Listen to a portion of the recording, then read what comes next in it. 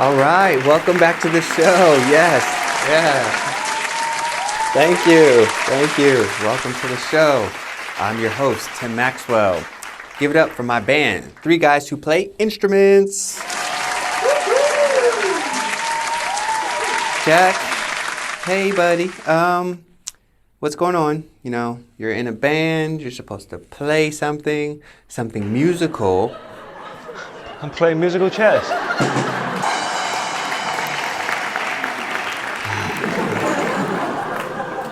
So, recently I was reading my high school yearbook and I played basketball.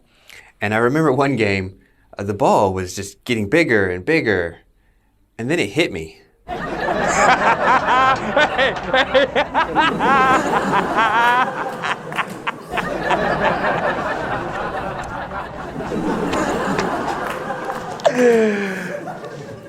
So, obviously, sports were not my thing in high school. I worked. And believe it or not, my first job, I lost it on the first day. I was working at a bank, and a lady came in, and she wanted to check her balance. So I pushed her over. Oh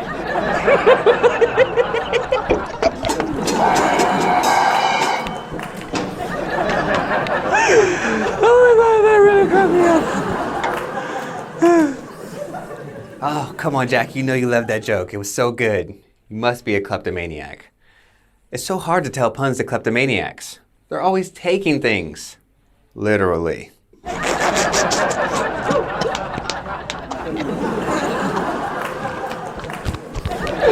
think I'm having a seizure right now.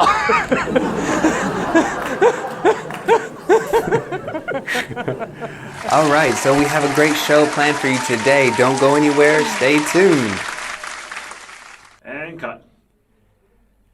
Guys, do we have a guest today? 'Cause I didn't see the name on the list. Oh, we thought you got a guest. You guys are supposed to get the guest. I'm just the host. Yeah, well, we'll figure it out. Oh, okay, so... Yeah, we'll make something happen.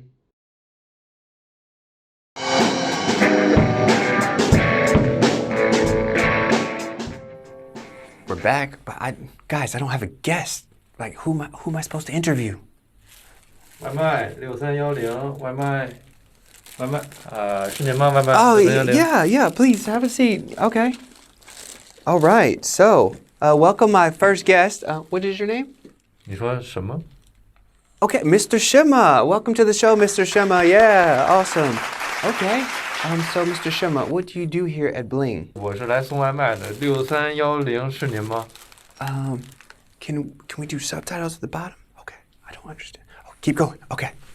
Yeah. So, how do you feel about the new interactive classes? But Mr. Shima, no, don't go, Mr. Shima. Mr. Shima, wait. Yeah. So we'll be back after these commercials.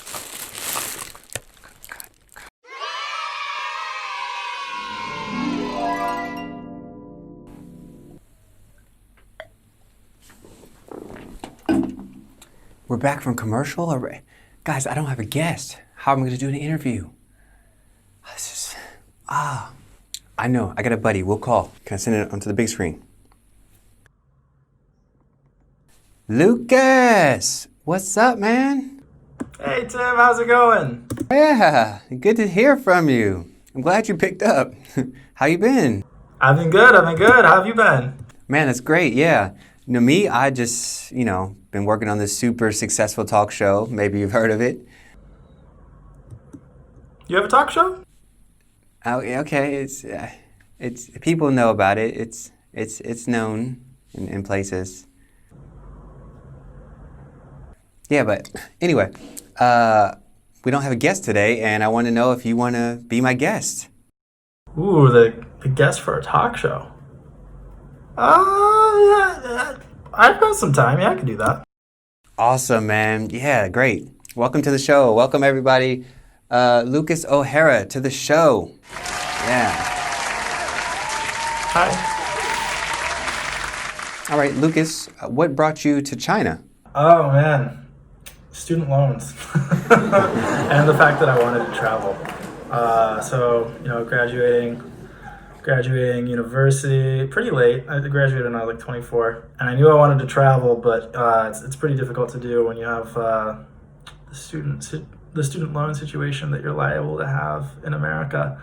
And I also wanted to go to a place that has a culture that's pretty different than what I'm used to. So I was aiming for China, Japan, or South Korea, and I was working at a bank at the time. And I was taking online TEFL classes because I didn't want to continue working at a bank for the rest of my life. Right? So yeah, I took the online TEFL courses. I got halfway through it and got antsy. And then I applied to work in China and South Korea anyway. The company in China got back to me and I did the interview, and then I was like, I don't have the TEFL yet, but I'm working towards it. Is that going to be a problem? They're like, no, it's no problem at all. In fact, you don't even need to finish the TEFL that you're doing. Just come over. We have a TEFL program. So yeah, I got my TEFL while I was actually in China. So that was pretty cool. Nice. So then how did you find yourself working at BlingABC? So BlingABC is actually the second company that I've worked for since coming to China. The first one, I was stationed down in Foshan, which is in the south of China, in a little neighborhood called Shunda. Well, not in a neighborhood, it's actually quite large. It's like a population of 1.8 million people, but it's rural. Which cracks me up still. But yeah, no, I was down there, and I had worked for a year. I had done really well. And then yeah, I found that with this line of work in China, you actually get reached out to pretty frequently from recruiters on LinkedIn. Then when they sent me the one for BlingABC, I had like gone over some of the responsibilities, some of the stuff that I would be learning, and I was like, yeah, that one sounds pretty cool. I was like, you can send me more information on that one. So they sent me more information. I applied for it. I interviewed for it. And then I found out I got it. And so suddenly I was moving from the south of China. It's like no winter at all. And then I was moving back to Beijing, where of course there's winter again. So small sacrifices. Okay. So what is your job at BlingABC? I'm a guy that wears many hats within the company. I've done some business trips that include some of the marketing, some also some demo work where I give demonstrations of what our teaching is like, what the quality of our teaching is like. And then I do some of the AI video content where, the students take a class with me through like an app.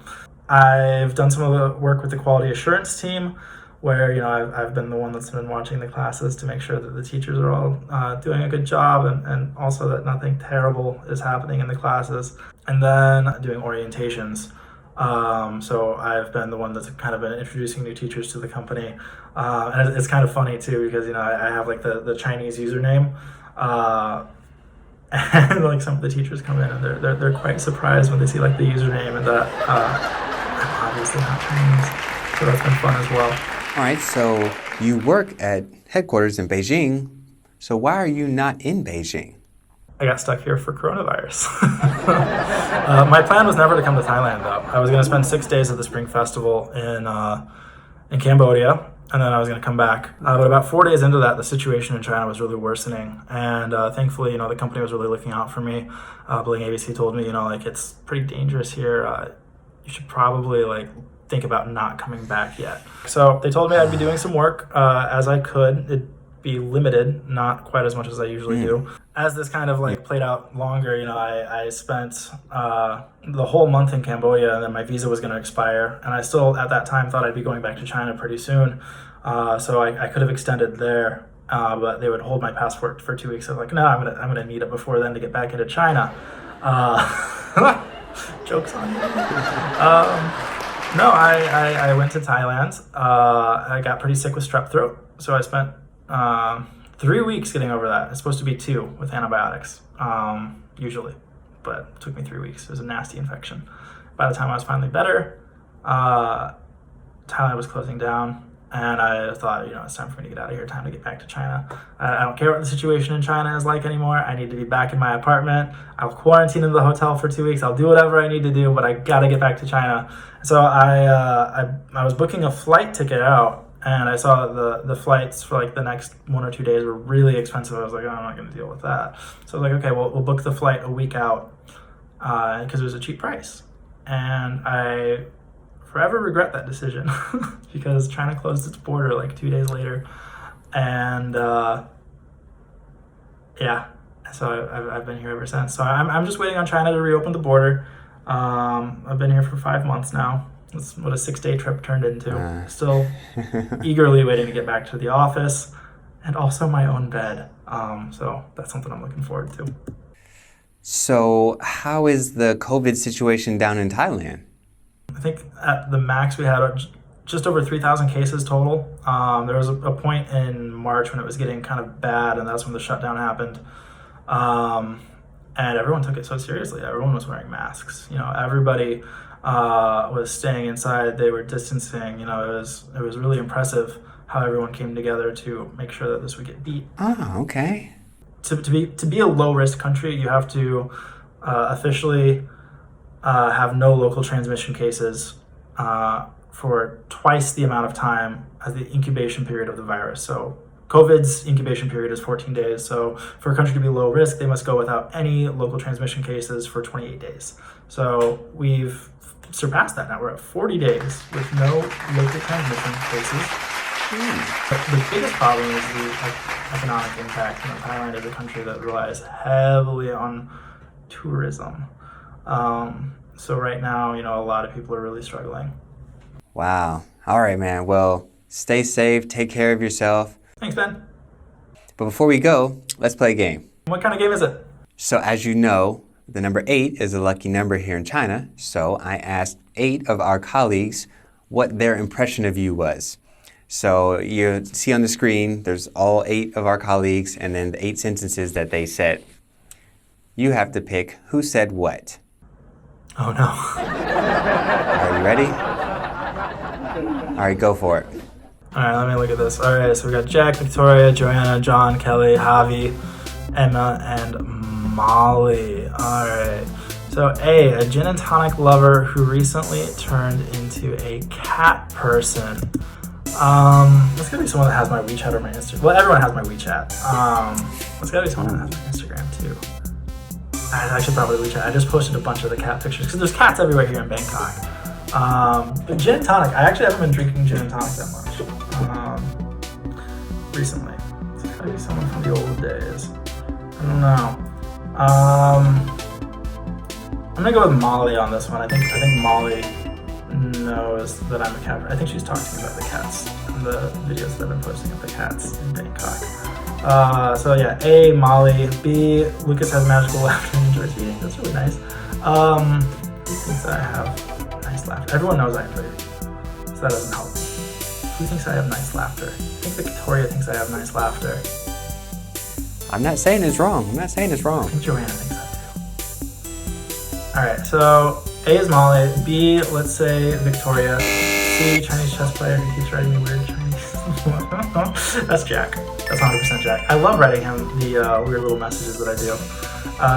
D, a guy with a Greek sculpture of a face. I don't know about that. And an Irish surname. That I know about. I do have an Irish surname. I think that's going to be Javi. He's pretty keyed into that kind of stuff. I think I've talked to him about my Irish surname before too. I think that's Javi. E, Lukas is diligent, committed, and warm person. I really enjoy working with him. That's very professional. Who's very professional? I think maybe Kelly? Maybe Emma. Because I haven't actually worked with Emma that much other than from the time I've been in Thailand. So I think she would say something very professional about me as well. Let's go with Kelly, because she's the boss, and that's something that would be really great for a boss to say about me. F, Xiaozhu, little piggy. A lot of people call me that, so that's going to be difficult. I think that might be Joanna, though. I think Joanna would call me Xiaozhu. And And G, true and free. Who thinks I'm true and free? I already said Molly. I already said Kelly. This one is Emma. Yeah, I think this one's Emma. We'll say G is Emma. H, it's been a while since I've seen him. That's 100% John. 100%. So yeah, those are my answers. Let's see if I got any of those right.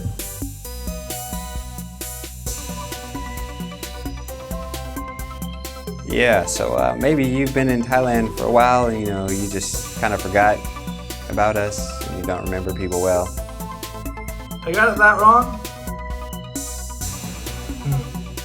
Well, maybe if some of my colleagues texted me a little bit more, then I wouldn't be so forgetful. Yeah, but it was all in fun, right? So, Lukas, I want to say thank you for joining us on the show today. I really appreciate you being my rescue guest. Yeah, no problem. And I just want to extend my warm wishes and stay safe, and we hope to see you back in Beijing soon, man. Yeah, me too. Hopefully sooner rather than later. All right, take it easy. See ya. Bye. Okay, thank you guys for joining the show. I'd like to give a special thanks to Lukas down in Thailand. I also want to thank the Why My delivery guy. The food was good. And 3 guys, take it away.